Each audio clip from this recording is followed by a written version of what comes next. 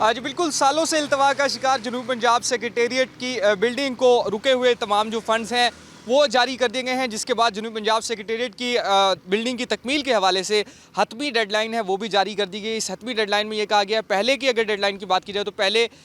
जो जुलाई की डेडलाइन दी गई थी कि इस सिविल सेक्रेटेरिएट की बिल्डिंग को मुकम्मल किया जाएगा, अब उसमें मज़ीद जो कुछ माह हैं वो बढ़ाए गए हैं और 31 दिसंबर जो है वो हतमी डेडलाइन दी गई है जिसमें सिविल सेक्रेटेरिएट की बिल्डिंग को मुकम्मल किया जाएगा। इसके साथ साथ जो GORs की बिल्डिंग है जहाँ पर जो सेक्रेटरीज़ हैं उनकी रिहाइश गाहें, एडिशनल चीफ सेक्रेटरी हैं, एडिशनल IG हैं, उनकी रिहाइश गाहें तामीर होनी थी, उनके हवाले से भी 31 अक्टूबर की डेडलाइन दी गई है। 31 अक्टूबर तक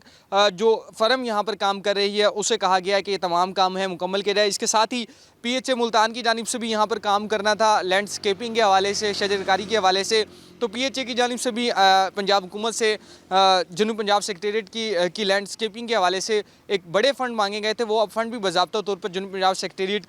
की जानिब से PHA मुल्तान को जारी कर दिए गए हैं, जिनमें बात की जाए तो 2 करोड़ 96 लाख रुपए के फ़ंड दरकार थे लैंडस्केपिंग के हवाले से, अब वो भी बाज़ाब्ता तौर पर जारी हो चुके हैं। जिसके बाद एक अच्छी खबर यह है कि जो जनूब पंजाब सेक्रेटेरिएट के जो आर्जी तौर पर जो मामलात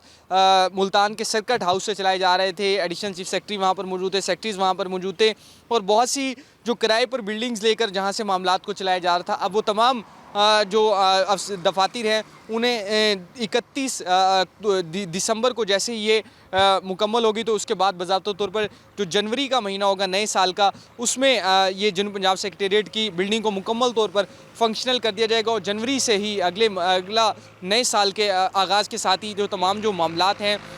जो तमाम जो दफातर हैं, उन्हें जनूब पंजाब सेक्रेटेरिएट सिविल सेक्रेटेरिएट मरती तल में लाया जाएगा और यहीं से मामलात को चलाया जाएगा। जी।